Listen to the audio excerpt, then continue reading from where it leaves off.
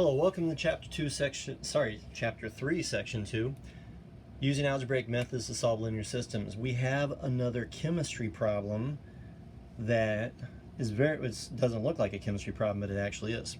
It's going to be very similar to stuff that you're going to be seeing when you get to that class. So let's read this problem. Denise owns a car that runs on a mixture of gas and ethanol. Now, I don't know if any of you are drivers, and if any of you have ever actually put gas in a tank. However, usually you have, it will tell you what the percent ethanol is, okay? She can buy fuels that are 85% ethanol or 25% ethanol. She needs her car to run on 50%, which is between the 85 and the 25. So 85 is too much ethanol, 25% is too less. So you can take a little bit of this and a little bit of that. You're going to put them together, and hopefully you're going to end up with 50%. All right? She wants a total of 20 gallons. So first we need to identify our variables. Unlike the prairie dog problem, I don't have any other thing that I can use here, like the feed A and feed B, where I could use A and B. So using X and Y is going to make sense. So I'm going to let X stand for the number of gallons of fuel that is 85% ethanol. And, I don't know if I want to get into the chemistry of this. Tell you what, we'll just do this. Google ethanol. Just Google it so you know what we're talking about, okay? It's a hydrocarbon, but I don't think I want to get it. It's an alcohol. That's where the OL comes from, which is based on a hydrocarbon. So, but I don't need to get into any of that stuff right now, okay? But that's a real thing. I'm going to let Y stand for the number of gallons of the other fuel. That's at, what was it, 25% ethanol? All right. So the first one's always easy. She wants a total of 20 gallons. So if I add up how many gallons of this plus how many gallons of that, I'm going to end up with 20. X plus Y equals 20. That's my first equation. The second equation is where it gets a little bit more difficult. So however many gallons of this one I'm going to get, 85% of it, which is most of it, is going to be ethanol. 15% of it is going to be something else, okay? But 85% of it is going to be ethanol. I have to convert 85% to a decimal. So I'm going to multiply 0.85 times how many gallons of that fuel I'm going to get. And this is going to give me how many gallons of just ethanol I have. I'm also going to have 15% of something else, which is going to be 100% of X. But I'm going to get 85% of X, which is just ethanol. Okay? This is just the ethanol, not the other stuff. The other fuel has 25%. So that's going to be 25%, use a decimal, times Y. And you're going to end up with 20 gallons, but out of that 20 gallons, you want 50% of it to be ethanol. So that's 0.5, I'll do 0.50 for 50%, times 20 gallons. And I wrote that out, but you know that 0.5 times 20 is going to be 10, right? Okay, so that's going to be 10. Okay, cool. Now, one thing that some people get a little stressed about is working with the decimals. Don't worry about it. All I need to do is multiply everything by 100, and that's going to move the decimal point 2 spaces.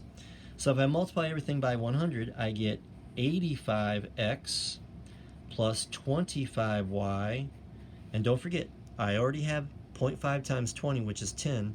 10 times 100 is 1,000. All right, let's go. I can use elimination. I can multiply this first equation by negative 85 or negative 25, add it to this, and the x or the y is going to be eliminated. You can do that. It looks like it might be easier if I use substitution though. If I say x plus y equals 20, all I have to do is say y equals 20 subtract x. So that's going to make it a little bit easier if I use substitution. I'm going to come up here now. Step 2, I'm going to take this and put it right there. So I got 85x plus 25 times y. What's my y? 20 subtract x. And that's going to equal 1,000. All right, let's use distribution. 85x, 25 times 20, I think is, oh, it's been a long night, 500. 25 times negative x is negative 25x. 85 subtract 25 should be 60. Yeah, 60x. And if I subtract 500 from both sides, I get 1,000 subtract 500, which is 500. And I will grab my calculator for this one. 500 divided by 60 is going to be 8.3 repeating, or 8 1/3. Excuse me. So for my third step, I'm going to go back to this equation, and I get 8 1/3 plus my y equals 20. So if I subtract 8 1/3 from both sides, I'm going to get 11 2/3, which would be 11.6 repeating. Okay, so I know that these two add up to 20. Okay, I don't have a lot of room here. I'm going to check it in this one. I should check both of them, but I did a visual check for that one. 0.85 times 8 1/3, or 8.3 repeating, plus 0.25 times 11 2/3. Is that going to equal 10? So, and again, where's the 10 come from? I want 20 gallons, 50% of it is going to be ethanol. Okay, so let's probably need a calculator for this one. So 0.85 times 8.333333333. So I got about 7.083 repeating. 0.25 times 11.66666666666, which is 2.916 repeating. And if I add those together, I'm going to just estimate 7.083 plus 2.917. That does give me my 10. So I know that gets really kind of complicated with the percents. Unfortunately, that's what happens when we do problems that involve reality. And to be honest, this isn't even a real problem. It's not even like a real. The problems you're going to run into in your science and engineering classes are going to be way harder than this. Spoiler alert. And even in this one's kind of a goofy one, because no one buys two different types of fuel and mixes it together every time. Okay, it doesn't work that way. So anyway. So good luck with that. Ask questions in the discussion, and do your best.